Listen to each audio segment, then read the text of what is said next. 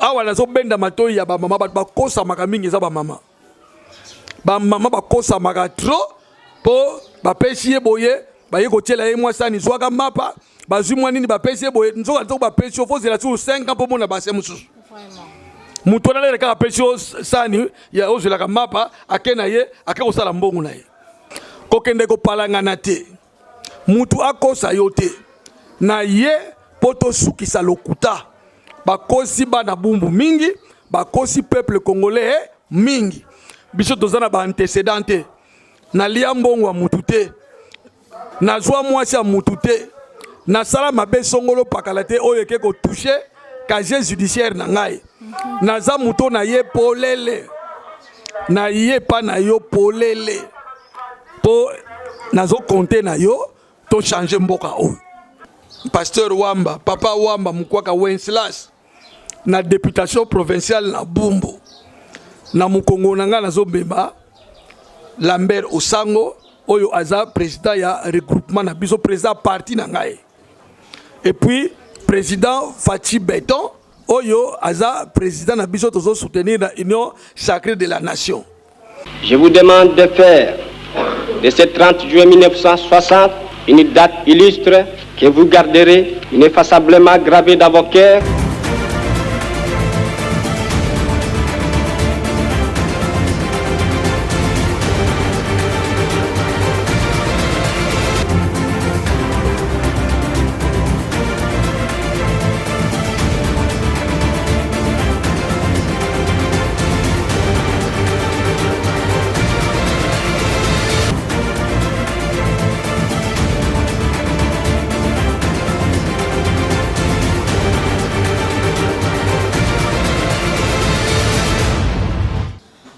Bonjour, bonsoir, ça dépend. Il y a R.O. Bokozwe, la Bisso Balandi, il y a Info Plus HD officiel TV. Et ça, toujours, votre humble servante Nabino, Godé Boulamatine, de Babenga Mingi Mingi, Gédé Boula la Colombe. Le lot na el, c'est un numéro moko ya sika, oh, c'est très important, oh, ils ont senga mwana Congo nyonso. Afungula matoi, afungula misu, ayoka nini oyo tozoloba pe nini oyo tolingi toloba awa. Na émission oyo tozosalango siko avec un grand homme de Dieu on a kutani na elelo, c'est une bénédiction pour moi et pour na balandi na ngai nyonso. Sans plus tarder, toke na présentation ya papa. Bonjour papa. Bonjour ma sœur. Papa Balandi Info Plus HD Balingi Baye Bayo, on s'est présenté. Ozana nga déjà na lobby que oza homme de Dieu, mais yo moko za mieux placé à se présenter dessous. Bien, merci.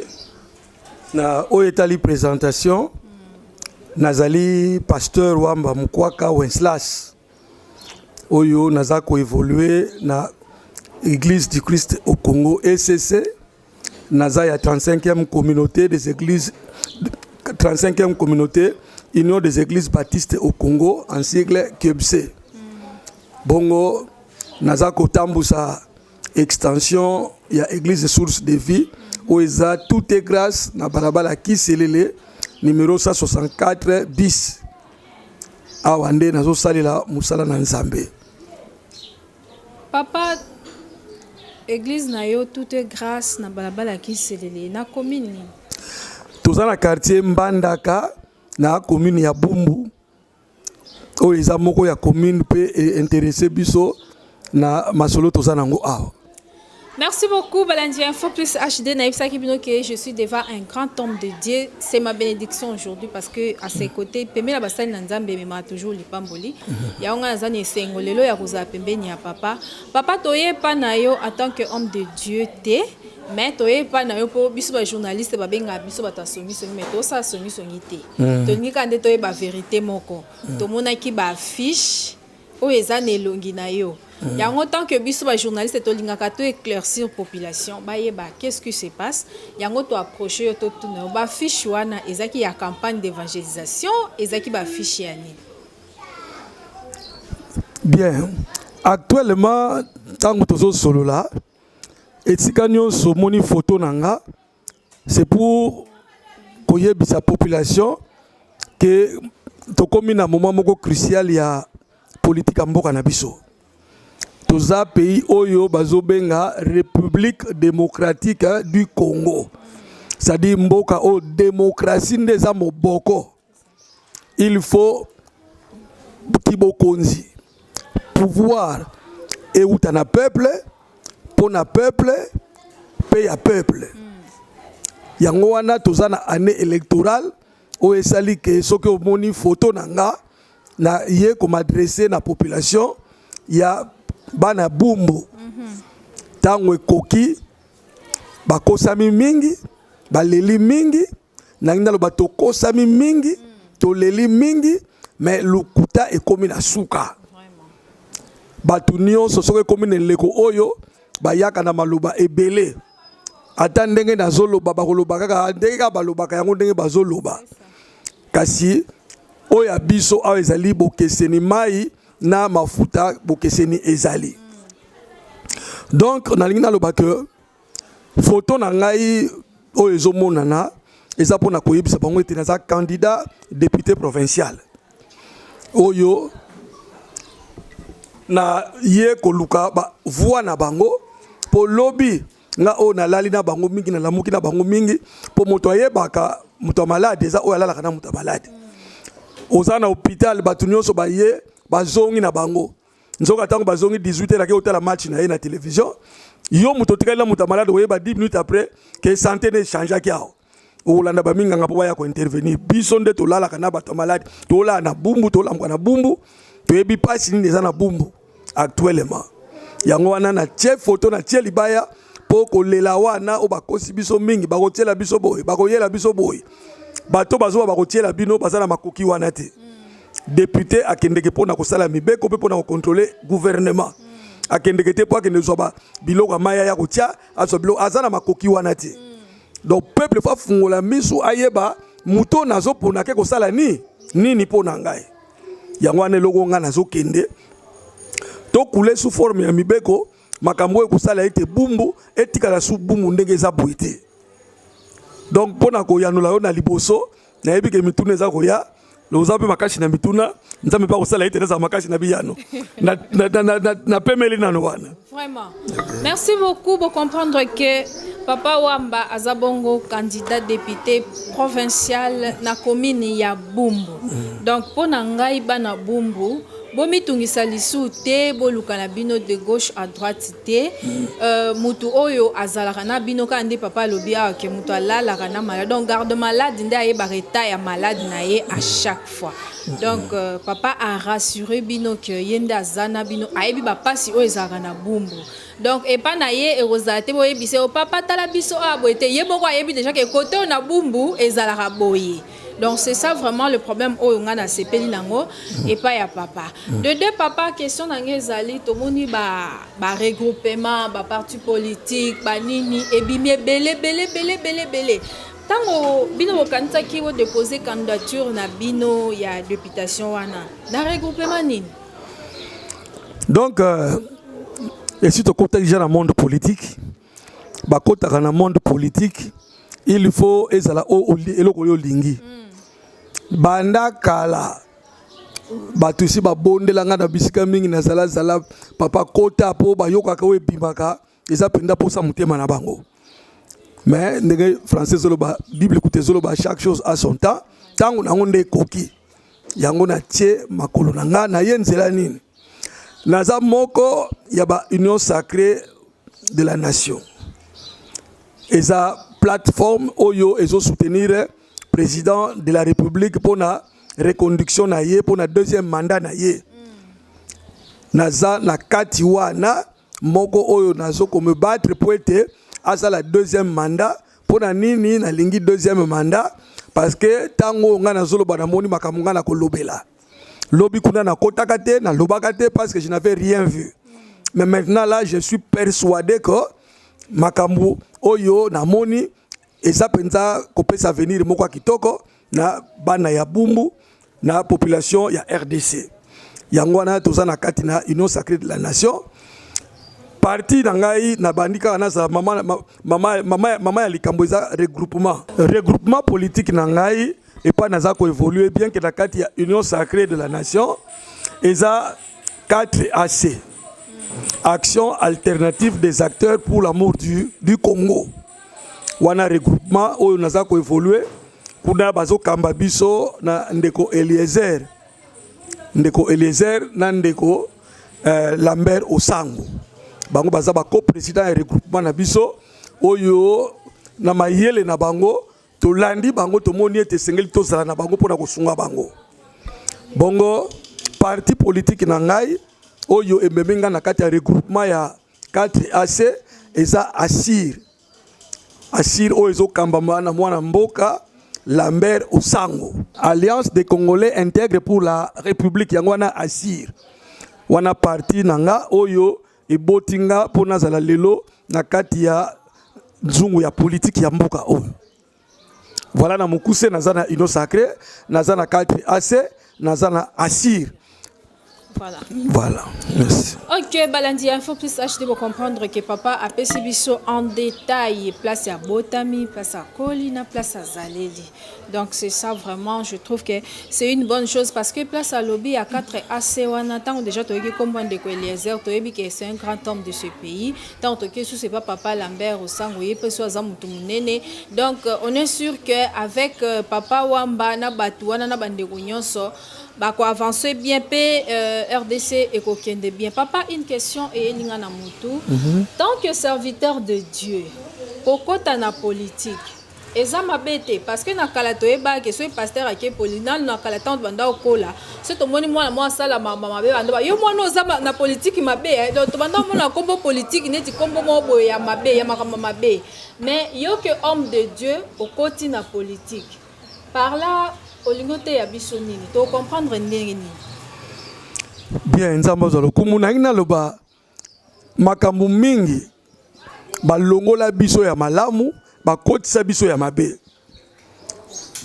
yango tozoya netinga nazoya pas comme les autres viennent ngana ye motuna oyo tuninga etese tuna mi pepa ebele lelo nazoyebisa batu bayeba makambu nyonso origine nango ezaka nzambe makambu nyonso zomona tozosala lelo c'est Dieu elingelo bani soki nzambe apambola yo abongisa yo apesi yo kibokonzi ye mutapesaka Bible ezoloba toute autorité vient de Dieu donc eloko utaka pa ya mutu ezate utaka pa na nzambe. Le problème c'est quoi?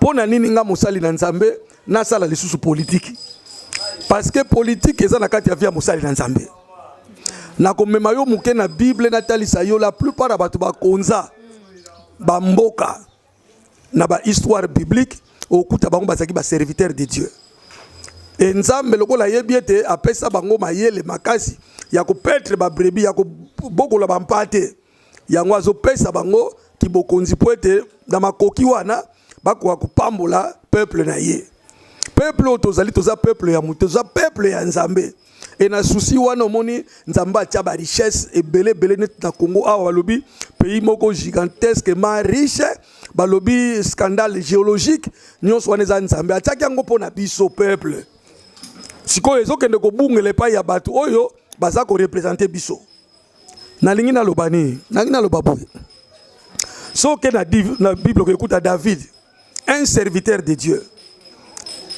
nzambe déjà atalaki on apesa makoki po abokola bampate donc so na pesi peuple nanga akobokola bango malamu mabe eza koya na gestion esika oyo diable amemaki Jésus ti likolo ya temple alobi tala ba building tala bomengo nyonso soko gumba melinga na kopesa yo yango tala eloko ezoboma ba politicien lelo eza bomengo wana oyo diable azolakisa tangu nga na komi mokonzi po nzambe mutapambolinga sikolo kwa na lingi na zwa nyonso sikolo kwa na lingi na zwa nyonso na tiki nzambe na ke okota bonganga na ke okota bakisi epa na kei ekokani na o nzambe atindaki ngai te nde yango no moni peuple azo souffrir mutu soki na komi mokonzi te akoloba balobe bele malamu ngai soki metaka okoma kuna basi bakomi ya ye mbongo ekomi ya ye bapango bato ekomi ya ye makamno se komi ya ye.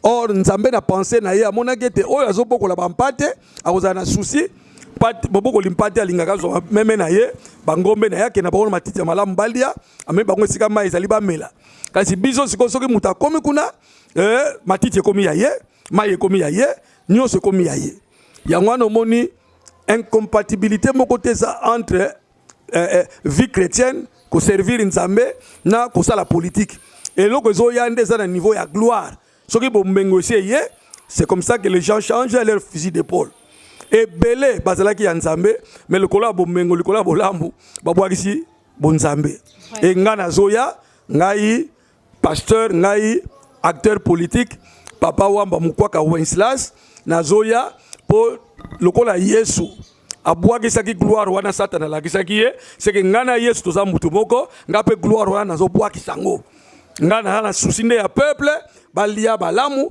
bamela malamu balala malamu balamuka malamu donc wana za mission oyo ngana yeli et nazo ndima ete tango oyo basali na nzambe tokozala ebele nous serons une force parce que démocratie est la loi de la majorité mbala mingi ba oyo bakei toza ko incriminer bango oui peut-être à tort peut-être aussi à raison pour bakei mais tozo mona misala bango te parlement ça na 500 personnes parlement assemblée nationale ça 500 personnes na 500 personnes so bozaka na 50 pasteurs 50 chrétiens bozana 450 occultistes bana baza majoritaire ba occultistes alors ba décision bango ba kondima ngwana ka za couler sous forme ya loi tout autre lingi biso za lebele biso za 450 bango ba za 50 to étouffer bango voilà na ye na bumbu na ye na politique pour na lingi ke makambo esila ba kosi peuple la population mingi muto alobi na yo akoyela yo eloko boye azana ngote balimbisa ngai na ko attaquer na nga mutu te mais o matoyi na ngai yoki depuis na président Fachi et pas ali na PC mbote pe na pambolié a reçoit deuxième mandat na ye po da bumbu ezara makambo moko oyo esengi ngana loba yango nazoloba po na ye 2024 bumbu banzela kili banzela okoti bimani okoti donc 2024 eza année oyo tokomona concrétisation ya makambo ebele ya malamu ya Fachi ao biso tokobunda na niveau ya parlement oya biso provincial de telle sorte que bumbu tozala na mai tozala na courant na biso en permanence en même temps nazo kota po nazoloba toujours mabele ki mobulu eleki kuluna na bumbu il faut essayer ça ba kombo ezalaki na bumbu te to important ngo soki na côté nini euti eye ko vanda awa et bebisi ba jeune garçon o bazalaki bana mayele bana malamu bakomi bamelaka bazododo bamelaka soki biloko nini donc nazo ya poto sala mobeko ete biloko kwa bazododo emona na susu te et yoka na pe susu te donc mission nanga eza vraiment ya kozongisa population na vie na bango ndenge nzamba bongisa yango vraiment pour comprendre que papa wamba azoya na ba décision moko ya kosakana te donc so bo pesi ka chance ake kuna bo mona nde bumbo échanger nango parce que ya zo kende na bible parce que mi be konde vanda na bible so ka ke asale yango kuna e kozala bien makasi papa une question yelinga ipona tuna yo na ebi ke olobi ke banda kala banda ko solliciter yo oboya kima siko yo ndondi pourquoi ka siko ndondi parce que na ebi ke kotala yo boye banda mobuto zalaki pona nini ka okoti na Fachi naza mutu alelo te na moni oyo batu mususu nano bo moni te peut-être pe bokoti la ko mona ngote po ya mabepe zelaki be na ko souhaiter jamais ya mabe ona bino bo mona ngo soki to mona ki ya malamu ya ngona pe ka bino fo bo mona problème ezani ngai mobutu sese ko kukungwendo wa zabanga azalaki Joseph azalaki président de la République na ngai avaye na bandi na Kasavubu na botami na génération wana ya président Kasavubu oyo ayebaki nete ke président faza na 20 parcelles 30 parcelles ayebaki ka ndako na vanda yango akuvanda azane président azala président nga déjà pesa nga donc matière ke oyo ya yo eza ya yo oyo ya yo te eza ya yo te na leki na président Mobutu asali 32 ans biso to moni peut-être ata mabe ezali malamu pe ezalaka esika nyonso mabe ezalaka malamu pe ezalaka mais nini ezalaka mingi eloko tolingaka malamu ezala mingi Mobutu asali tana ye oyo asali nzambe mutabanda kapa sukisaka na mutu nyonso na manda asisa na ye akende na lolenge obiso toyebi Laurent Désiré Kabila yebi to beleke maboko libérateur tout sepeli ezaka na kati ya plan nzambe mutako telemela plan nzambe achate akei Joseph Kabila kabanga ye asali pe oyo asali sikoyo toza na président Fachi oyo asali déjà mandat moko donc pananga Fachi c'est le 5e président et namoni na misu nanga tango wana nyonso makambo ezoleka mboka evandi te bayiki elekaki trop lelo mpe yiki ezali meza na formule ezalaki lobi te bamarche bato bakufi banini boye donc moto akomaki ne lokola soso lokola taba olamuki na ideke olia mwa pondo ya madesu na yo nzoka mokuna okufa yango wana nanko olali na ideke lelo mama kolamela so pondo ya madesu na ba 15 heures tokolia mais na ba 6 heures wana esi ozwi liwa mais namoni faci ya ye nzamba tomboli ye nzamba pamboli ye aza na bamabe na ye aza na bamalamu na ye mais nga nazokanisa moto na nzambe lelo pene nazo révélé yango na émission oyo ce qui m'a plus emballé na union sacrée na soutenir président Faci na mona ye toute la nuit ne pas dormir aza ko adorer nzambe vraiment. Et à Télémi, à Zakobine, l'ensemble. Ah, donc il y a Jésus-Christ, le roi des rois, le seigneur des seigneurs. À tous nos présidents, il y a président nayo. À tous nos sokina, il y a l'icolo nayo. Et quand j'ai vu ça, humilité wana, Bible l'humilité précède la gloire. Tika soit sous gloire dans deuxième mandat. Donc mbalo yo na lobi na koti li kambango na moni bumbu ezala ki pasi ezana kati na comment on dit enclavement bato bazo kota difficile na bumbu mais lelo soko na zui mwa moto tikaka na kwa birimani na kwa kiselele tokomi pe na kwa birimani na kwa kiselele na kiti na moto naza na droit ya ko espérer na Faci Beton naza na droit ya ko espérer na yango na moni na ndimi na kota pe na yebete malobo nazo baba na bumbu bakoyoka ngo bakosepela il faut bana bumbu gratuité c'est yaki batanga ofele bana musuti lelo aleki âge ya koloba français kitoko mais awa na deuxième mandat oyo lokola premier mandat ifungulaki gratuité ya enseignement na ebi na deuxième mandat awa batu bakoloba français na bango bien po azwi occasion ya kokota classe et lelo ba permettre ba mama babota na bango ofele hein balobi te que tobota na désordre po batu musu ba confondaka vitesse et précipitation c'est ça. Batie gratuité ya maternité ngo bateke koma na 15 bana okolesa bango nini obokola bango ndeni ata même soko za na mbongo okolesa bango okozwata ko gérer bango malamu te landa planification familiale bota na ordre mais au moins abotane ya ofele so yoka moi abandi ko boka soi ozuye malembe ti na centre médical bako sala suivi na ye hein ti mukolo oyo akokitsa même soki ko sala na ba césarienne yo ko bimisano eloko te ko mundo akopesa nzambe merci Yangana Faci to kotike bongote ezala bitumba o eza na est il y a un temps pour toutes choses Congo eza condamné te ya éternellement to saka na bitumba eza na mukolo moko nzamba lobaka po nzamba lobaka Bible zoba il dit un mot et la chose arrive et le dernier mot lui appartient na zone dimango ete bitumba ya est et kosila nango te pona ba minduki kasi kosila po nzamba lobi c'est fini mandat o tozo banda deuxième mandat to bosa na makambo est wana tobosa nango nzambe azana Congo esi andimaki likambo ya Congo tomona kote wana kimi ekoti bana kuna bakotanga bato bamama bakozongela babilanga misala na bango pe tout le monde a se retrouver voilà à ce niveau ya question réponse na kopesa yo na koti yango parce que na moni likambo koloba ezali yango nazoloba bana bumbu to soutenir Faci Beton botala barate na no mike o ezate tala avenir nini ezoya na lobi mobulu ekosila na bumbu ekokoma commune modèle oyo bato so banda ko lula bato so banda ko sepela parce que ba population azana kimia azana espoir voilà un peu oyo na kokai ko répondre na question oyo mama na mituna kitoko zotuna ngai voilà bandeko balandi ba comprendre que c'est un grand homme de Dieu bango bazwa so pécier parole à ken on a verset biblique à Matthieu bo akiti so netika na cher a ote anga pemba wa moite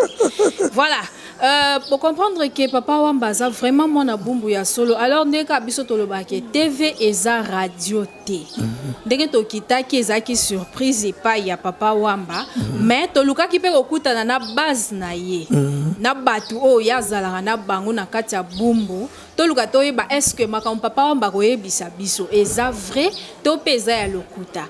En tout cas totiki bino quelques minutes bolanda ba jeune fille ba jeune garçon o tokutana kina bango ba témoigner pona papa wamba makambo asalaka nanu avant que apostile même. Oh ya salaka na kati ya bungu. Voilà un peu, c'est parti. Et ça libiso bien surtout biso bana ya mbandaka plus précisément na kiselele. Po tozana baka ebele awa esengaka ya ba mai ba courant eza mwa pasi donc toluka mutu moko vraiment oza sociable na quartier akumbela biso ngokuna na parlement provincial kuna pour que makambo na biso ezala l'aise mais na papa wa ma vraiment toza déjà resepela pona ye eza malamu koza na papa boy o ayebi nzambe yango tondimi ke to pona ye penza aza ne sika polera aza ne sika wana batu mingi penza polera aza ne sika wana lokola ebi maloba la nzambe akoyeba kotambusa ekolo na ye na nzela ya liloba pona nga na kolobeza malamu. Parce que je préférerais que cette fois-ci, à part le président, de te accorder deuxième mandat, mais pour les autres en tout cas. Surtout le roi moi na bumbu vraiment. Oh na yebi ba difficulté na biso na bumbu, je vais préférer à ce que pasteur Wamba abima. Parce que yaza muto asike, puis c'est un homme de Dieu et on espère qu'avec lui ma campagne est changée. Pour ba oh kutu bazali bozoto yebi ata ba honte. Donc, vaut mieux, otoyebi, surtout biso bana ki selele, en tout cas, toza na simanae. Toza na sima papa wamba. Soki aleki kozala malamu makasi. Kande bande kwa zole kwa zolo bawa, toza na ba problème makasi. De toza na kimia te na bumbu, ebele ba kosi biso, ebele ba na biloko kokosa ba mama, de souffrance ya makasi ya. Toko tambola te, makambo ebele za ba mankima. Soki ba ba bito ko sala boise ba ke bazu ba mbona bango bazu ba poste ba kei, ba bebisi. Mais nayebi que papa wamba na musala ninga sala de tola pena déjà to mona ngo déjà sala ma déjà ezama elomwa malamu pona ngave mafo pasteur wamba aleka kaka donc ngaso na yo voye bilata 1000 fois na kopesa. Voilà, Balandi Info plus HD officiel TV pour comprendre que papa wamba na bumbu ana base. Pour le mo boyo ba misuku to ba pesa e kombo nzamba pambola yo. Voilà un peu likabo et les gana bumbu et papa wamba donc ye apambola ne batu avant bongo sko so akekuna apambola ndenge nini po nzambe aya kota na likambango apambola papa na zonge pa na yo secret na yo nini pour que bana bumbu ba sepela no makasi bongo. Merci pour la question. Omoni bunda etumba nyonso ko bunda na vie yebaga ke oyo kolonga te c'est le naturel. Vraiment. Naturel eza o nzamba sala. Compétition lokola élection. Batu mususu lelo a to ko sala émission bazana ndako nganga. Bake ko luka lupemba. Mais biso to yebiete e utaka epai na nzambe asimba ka mitema ya batu. Et anini eza que base netingai base nanga ya makasi eza peuple ya nzambe. Vraiment. Bayoka maloba na nzambe batonda elikia. Et pour elikia wana bazozwa na maloba na nzambe ekokisama, il faut batuna bango ba mandaté na bango bazala nesika wana. Donc ma force actuellement je la tire na église ya nzambe lokola musali na nzambe et na yebi liloba na nzambe oyo e botaka grâce kati na mutu ekende ko bimisaka mutu nesika o bazozela yete. Donc ngai soko zoluka oyo ba force na ngana eloko nini nazolika nango na lingi na talisaka te ezape na mwasi moko mone Esther aliki aka na nzambe sika bato kitoko bazalaki ebele mais yende mutakotaki na palais royal. Oh là là. Donc na lingi na yebisa yo que ezana bato oyo nzambe esi a préparer ata okende na vie ya Ruth okende kuta Ruth ya kufeli mobali il faut bakabwana po mobali ya kufi mais akangami ka na bokilo na yeti na suka nde Yesu Kristo oto sote ya bato abima na ligne wana. Donc tozana nzela na ngolu na yebiete église eza awa bato nyonso baleka bayoka kombo ya nzamba pambola yo. Quand ndenge bayoka ngo wana même bayebi ngate mais lokola bayebi yango bongo donc nazo compter na bana ya bumbu ozui quartier na ngambandaka bazo yoka bayeba ke changement na mbandaka ezokota makambo balelaki lobi na manda oto zokota bakolela ngo lisusu te bana kiselele bandeli ya base tala mutu na bino tala mwana bino tala papa na bino mutu na bino nde ye bo pesa ye bo sunga ye ko sunga ye za ko misunga soki bo sungi ye bo misungi. Donc base eza église de Dieu bongo nanzela bana na Nzambe batu bazali baninga o bayebi biso na ba œuvre to sala pona ya kutu na politique. C'est quelqu'un qui m'a appelé on a yebi pa tayete mais alala kite butu mbandenge mwasi Pilate alala kite alobi na lalite pasteur ezaka yofo et depuis tout ça na kati ya makambo o.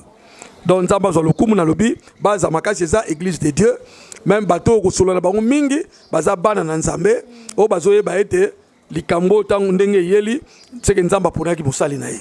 Voilà, pour comprendre que Bana Bumbu bazana raison ya ko sepela na papa wamba parce que c'est un homme de Dieu, un grand homme de Dieu alors. Oyo apesa liloba nzambe donc soko za mwana nzambe o comprendre na likamba lo bambala moko pe voix na yo opesi parce que ndenge moko alobi ke soko sungi o misungi yo moko nzela ngonde yango wana tozo kendela papa tozo kende pe na chute ya émission na biso na osepela otala caméra na biso opesa Bana Bumbu message à part no ba onyo solo bien opesa bango message moko.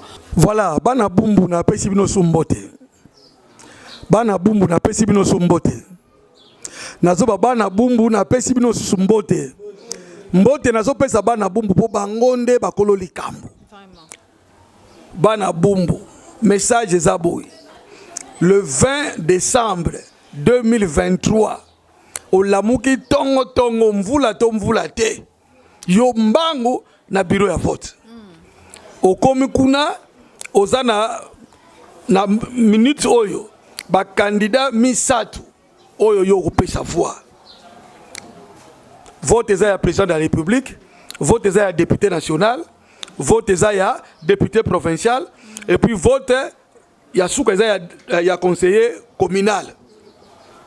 Awa na pesi biso nanu 3 personnes oyo tango okota na bureau à vote oke po pesa voix po na lobby na yo ezala malamu.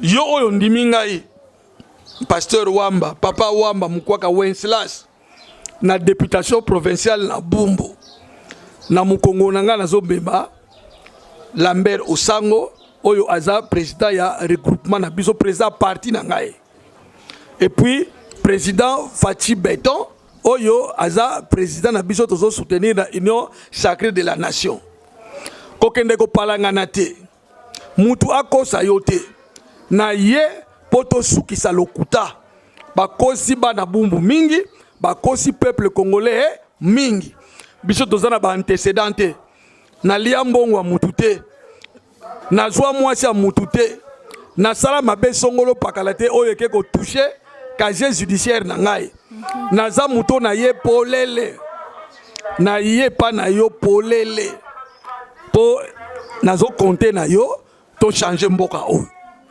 Voix na yo européen ça voix ya changement. Pas n'importe quel changement, un changement réel et effectif na bondeli yo. Ko bois ka voix na yo pamba te. Ko pesa ngo na n'importe qui te o esa kosa ki yo. Awa nazo benda matoi ya ba mama ba kosa maka mingi za ba mama. Ba mama ba kosa maka trop po ba pesi boye ba yeko tela ye mwasa ni zwaka mapa. Bazui mwanini ba pesi boye nzoka to ba pesi fo zela sur 5 ans po mona ba se mususu. Mutu na leka ka pesi sani ya ozela ka mapa akena ye akeko sala mbongo na ye. Ngana bondeli yo. Pesa mutu oyo mutema na yo simba miete na nzela na ye ko bonga na yo ezali.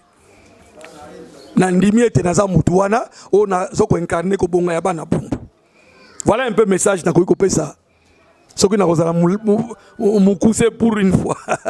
Voilà, chers téléspectateurs, Bana Bumbu, en tout cas, dans un commentaire, il y a Bakisate, Namaloba Oyo Papa Wamba Alobi pour na Bana Bumbu, nga juste on a rappelé que 43 nde makambo. Donc moi na Bumbu so là il y a tel quoi batol na okomara numéro 43. Pour jour en ya vote, obo sanate.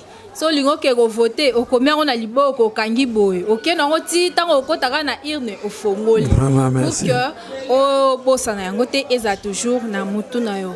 Merci bien tokomi na suka kande balobaka ke nini yango esilaka te film Jésus pe esila biso pe émission na biso esili avec le pasteur Wamba Mukwaka lelo kande na ibisaka bino ke soki Jésus Christ o biso nyonso tozelaka ya zonga azongi te. Je pense que tokutana lisusu. Merci na mon réalisateur motomoko bien, merci na équipe mobimba oyo ba soutenir ngai.